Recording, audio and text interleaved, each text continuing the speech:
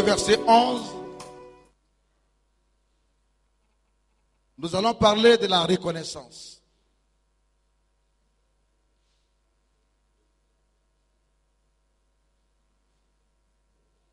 Luc 17, le verset 11.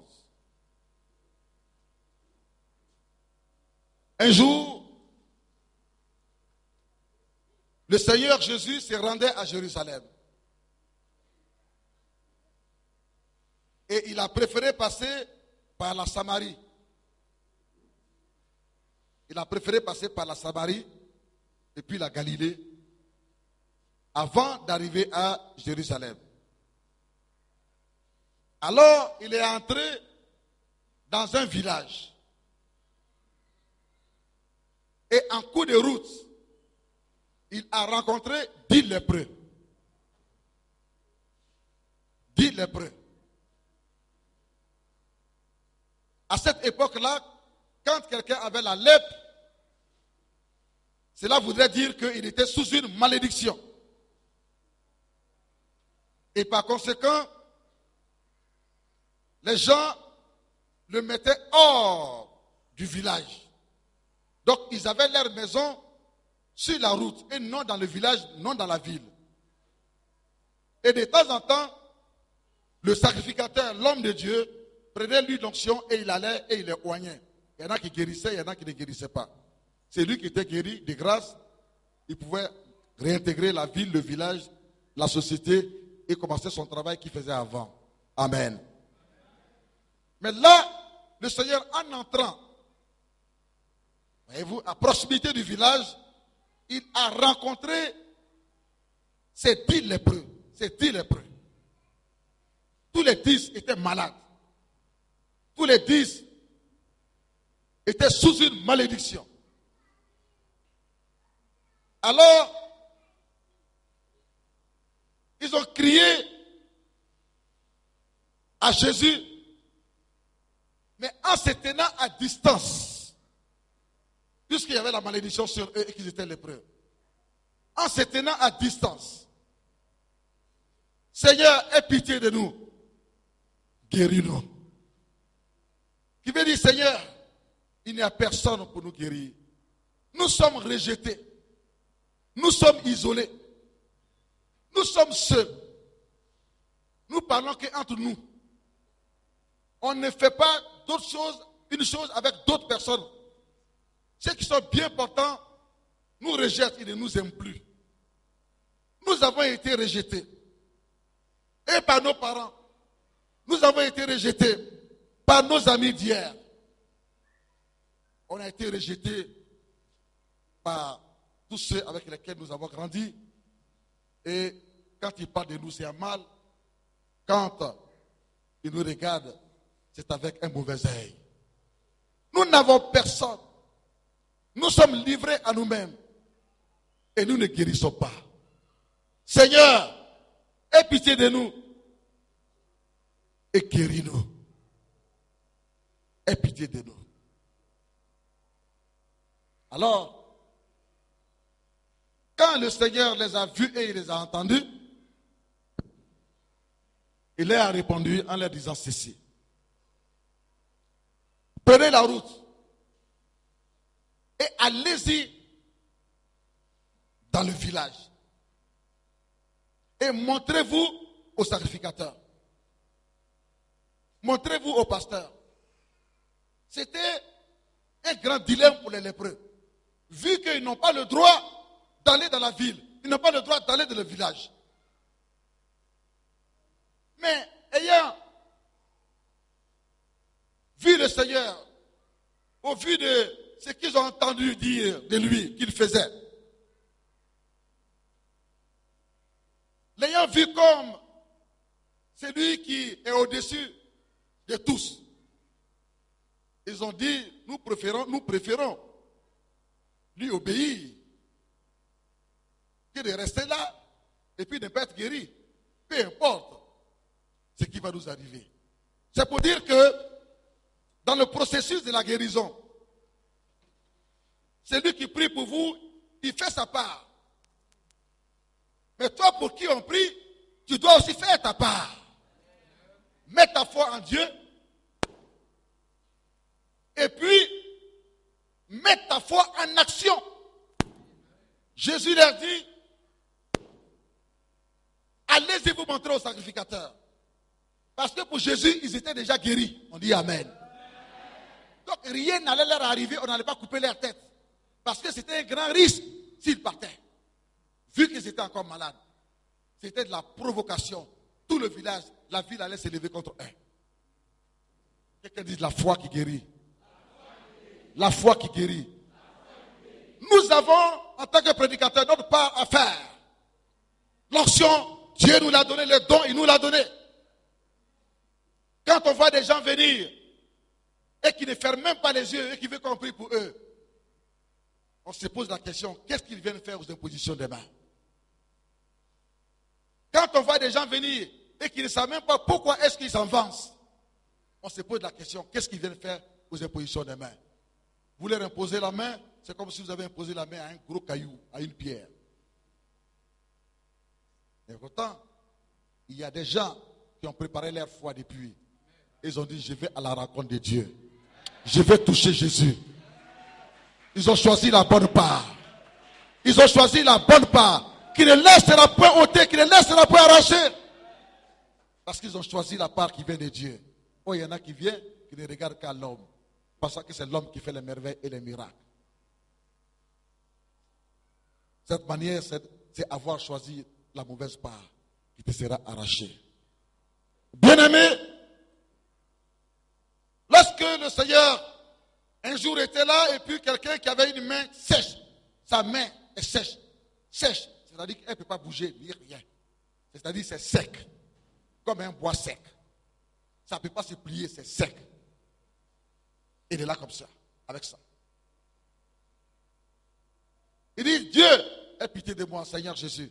Rabbi, aie pitié de moi, guéris-moi. Le Seigneur se tient à distance. Lui aussi, il est à distance. Et lui te répond ainsi. Tu veux être guéri? Il dit, oui, je vais être guéri. Le Seigneur dit, tends ta main. L'homme, il ne peut pas tendre sa main. Tendre sa main. C'est ça qui est son problème. Mais il dit, tends ta main. Dieu cherche toujours ta foi. Est-ce que tu es sérieux? Est-ce que tu es sérieux en venant à la guérison? Alléluia. Alors fais tout simplement ce que le Seigneur te dit. Et fais tout ce qu'il te dit au travers de ses oins. Alléluia. Alléluia. Dans la main. Et l'homme, bien qu'il ne pouvait pas, il a fait, il a essayé. Il a essayé. Quand il a essayé, aussitôt net, le miracle s'est produit.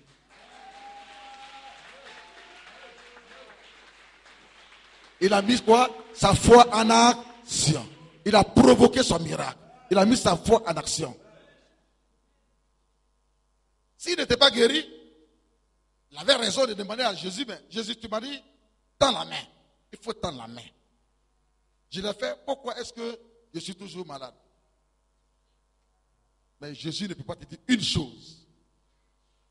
Si ta foi, par la foi, tu obéis à cela, et puis tu vas rester tel, jamais. Je suis en train de vous apprendre les secrets de la guérison. Alléluia. Alléluia. Ne venez pas à la prière de guérison dans une église comme si vous allez chez un marabout ou bien chez un féticheur. Restez en connexion avec Dieu et le oint de Dieu. Et suivez tous les mouvements. Alléluia. Alléluia. Aussitôt net, la main s'est redressée. La main fut guérie, elle est devenue fraîche, pleine de chair.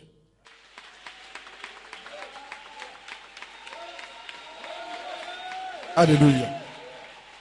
Dans la main, s'il n'avait pas tendu sa main, rien ne se serait passé.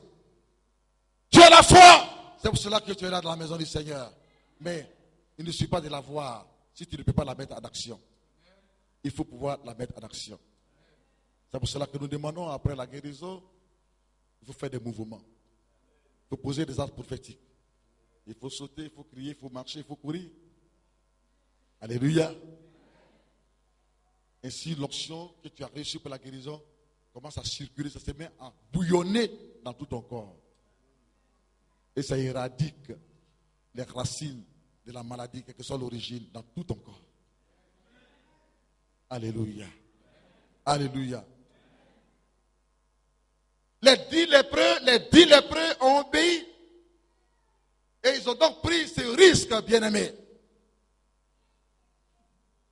Et ils se sont dirigés vers leur village, allant se montrer au sacrificateur. Alléluia. En allant, un pas, deux pas, ils sont toujours malades. La maladie est là. 2 pas, 3 pas. Mais avant qu'ils n'arrivent, la Bible nous dit qu'avant qu'ils n'arrivent à la frontière du village, alléluia. Avant qu'ils n'arrivent à la frontière du village, bien aimé, la puissance de la guérison, l'onction qui était de la parole du Seigneur Jésus-Christ s'est mise en mouvement. Pourquoi? Parce que l'onction a vu leur foi en action. Quand bien même ils étaient presque arrivés au village, ils n'avaient pas peur. Ils partaient seulement. Ils partaient seulement. Ils disent, peu importe. Si les gens veulent, donc on fait ce qu'ils veulent. Mais nous, on obéit au maître. Nous, on obéit au maître. Ce qui est important pour nous, nous faisons le choix pour notre guérison. Nous faisons le choix pour notre miracle. Nous faisons le choix pour notre guérison. Et le choix pour notre guérison nécessite l'obéissance à la parole de Jésus. L'obéissance à la parole de Jésus. Vous avez reçu le livre Jésus guérit toujours. Une parole a été dite. Obéissez tout simplement. Et le Saint-Esprit, dans sa grâce, agira pour vous apporter la guérison, pour vous apporter la délivrance, pour l'apporter à votre parent. Alléluia. Alléluia. L'onction s'est mise en mouvement dans le corps de chacun d'entre eux, traversant leurs bras, leurs mains, jusqu'à leurs doigts, les pieds, les orteils. Tous, la Bible dit, tous les 10, pendant qu'ils partaient, ils ont constaté instantanément que les 10 ont été guéris en même temps. Par la puissance de la parole du Seigneur Jésus-Christ. Alléluia. Alléluia. Alléluia.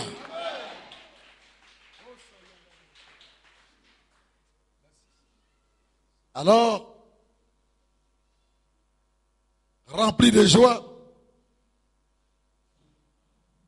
il y a 9 qui ont continué leur chemin en allant dans le village pour se montrer au sacrificateur. Mais il y a un qui est resté là et qui a pleuré sur lui, qui a pleuré sur ses péchés. Oh, quelle bonne parole. Mes péchés ont été pardonnés. La malédiction a été enlevée. Je viens de recevoir sans médicaments, ni rien, la guérison divine. Mais, pendant qu'il réfléchissait, il s'est dit, mais comment ça s'est passé? Est-ce que c'est comme cela que j'ai reçu la guérison? Toujours ici, là, nous on marche là. Toujours sur cette route, on se couche là. C'est là que se trouvent nos maisons. On n'a jamais été guéris. Il a fallu que nous rencontrons une personne. Son nom est Jésus de Nazareth. Et que nous nous adressons à lui. Et que nous lui demandons d'avoir pitié de nous. Et qu'il ait pitié de nous. Et qu'il dise une parole. Même s'il n'a pas dit, soyez guéris. Mais je comprends que ce qu'il est en train de dire voudrait dire que vous êtes déjà guéris.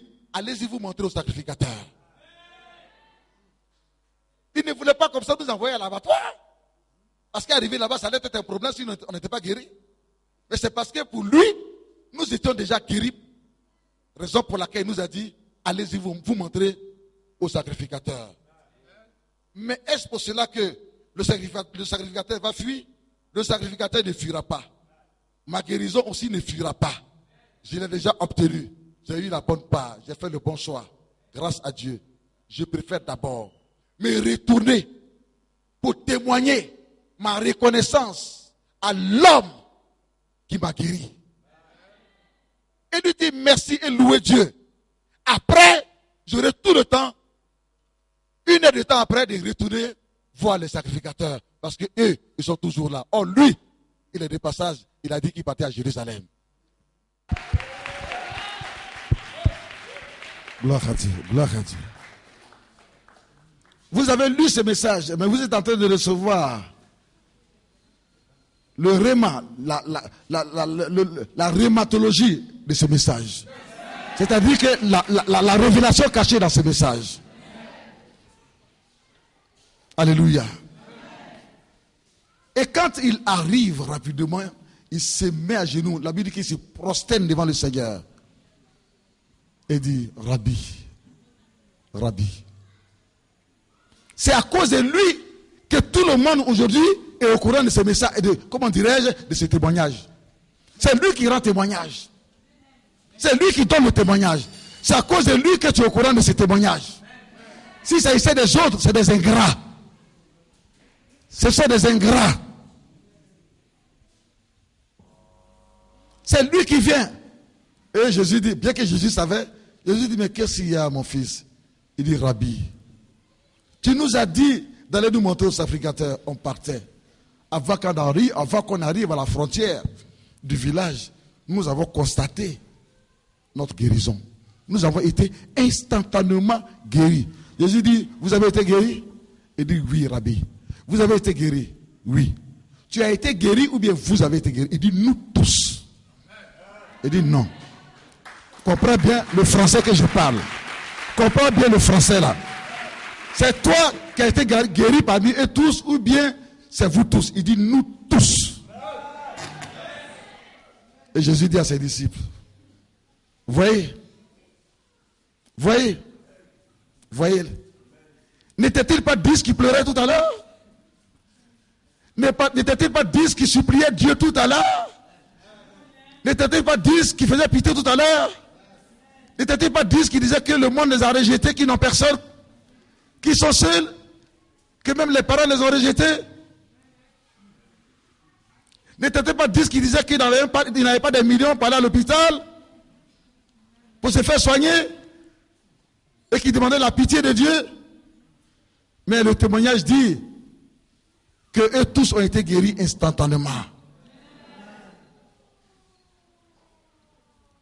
Les apôtres répondent et disent, si, Rabbi, ils étaient 10. Ils étaient 10. Jésus dit, mais s'ils étaient 10, pourquoi est-ce que les 10 ne peut-ils pas, pourquoi est-ce que les 10 ne sont-ils pas venus ensemble pour se prosterner comme cet homme a fait et remercier Dieu? Et puis, c'est cet homme, en plus Jésus dit bien, c'est un étranger, un samaritain, quelqu'un qui ne connaît même pas le vrai Dieu, un samaritain en plus, un étranger de la maison de Dieu, qui fait preuve de sagesse, d'intelligence, de gratitude, de reconnaissance, et qui vient pour remercier Dieu pendant que ceux qui disent qu'ils me louent tous les jours, ils me louent tous les jours, ne sont pas capables de venir remercier Dieu et témoigner de ce que Dieu a fait dans leur vie. Nous comprenons donc à partir de cet instant que, bien-aimé, quand Jésus guérit une personne, il veut entendre son témoignage. Quand Jésus guérit une personne, il veut entendre son témoignage. Il se soucie avec empressement d'attendre son témoignage. Parce que quand Jésus guérit une personne, c'est pour un but. C'est dans le but que tu puisses ouvrir la bouche, témoigner, pour qu'une autre personne puisse avoir la foi pour être sauvée et pour être guérie et pour venir à Jésus. C'est pas parce que tu es le plus beau ou la plus belle que Jésus te guérit. Mais c'est pour un but.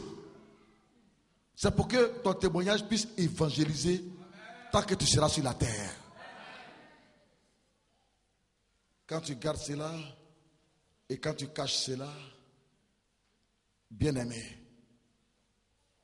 je ne pense pas que tu aies choisi la bonne part qui ne te sera pas enlevée. Je ne pense pas que tu aies choisi la bonne part qui va durer.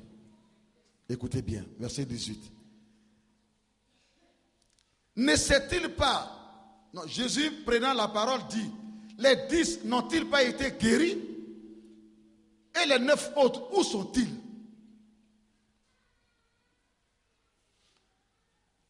Ne s'est-il trouvé que cet étranger pour revenir et donner gloire à Dieu? Puis il lui dit, lève-toi. Puisqu'il était prosterné devant Jésus, au pied de Jésus. Lève-toi, c'est-à-dire relève-toi. Va, ta foi t'a sauvé.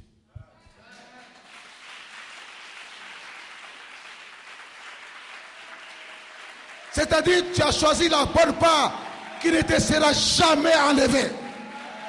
Tu as choisi la bonne part qui ne te sera jamais enlevée. Les autres sont venus comme s'ils vont chez un marabout.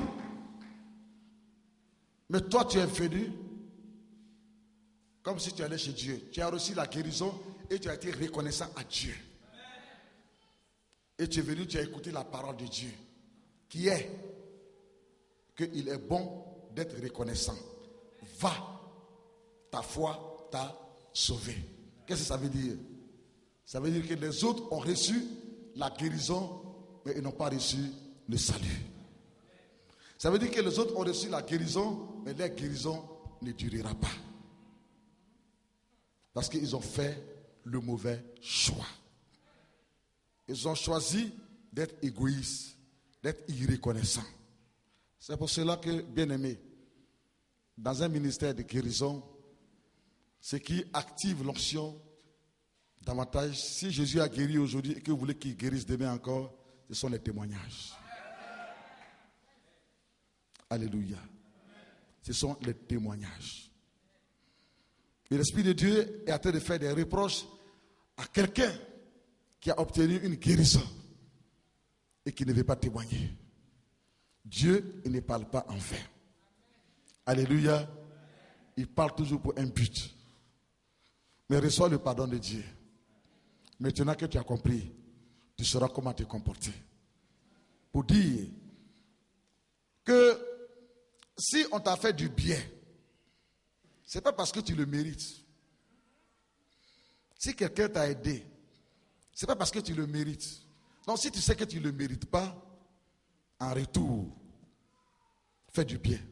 Comme tu n'as rien, le bien que tu peux faire, c'est merci. Tu le dis merci aujourd'hui, demain tu dis merci. Tu peux même dire merci toute une semaine. Tu as un bon cœur.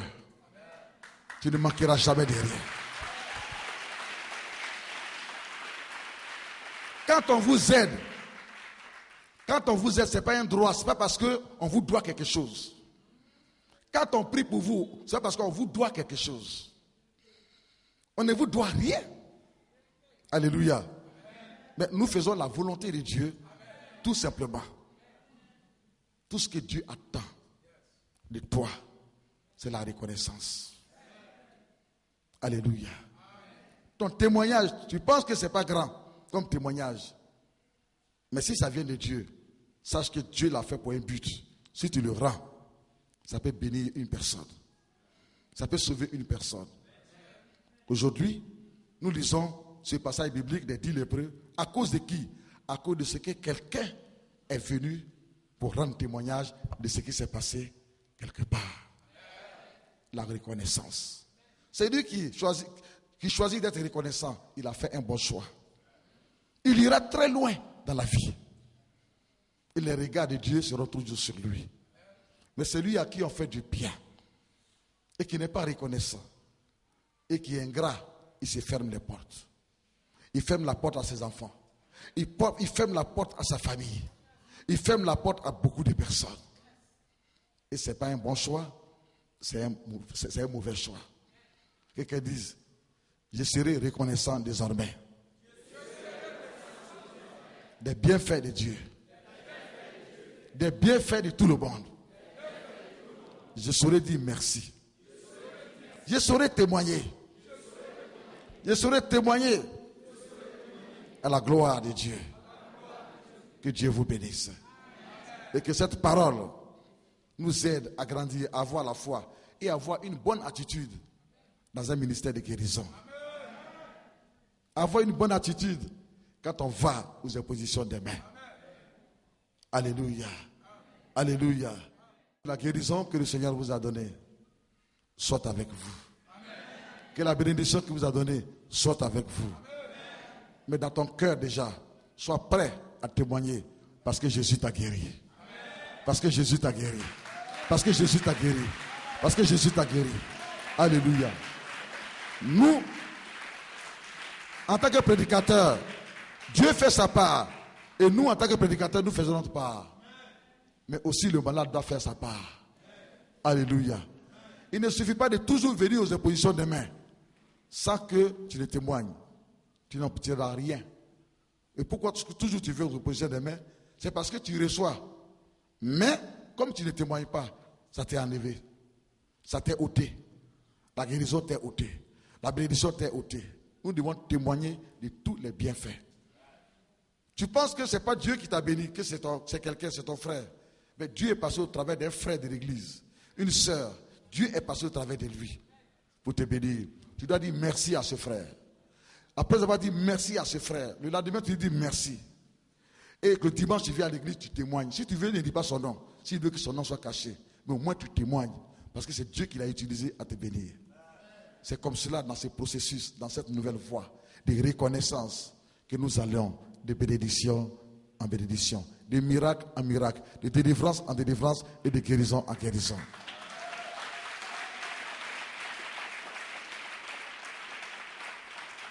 Que la grâce de Dieu repose sur vous. Que la paix de Dieu soit avec vous. Dans le nom de Jésus. Amen.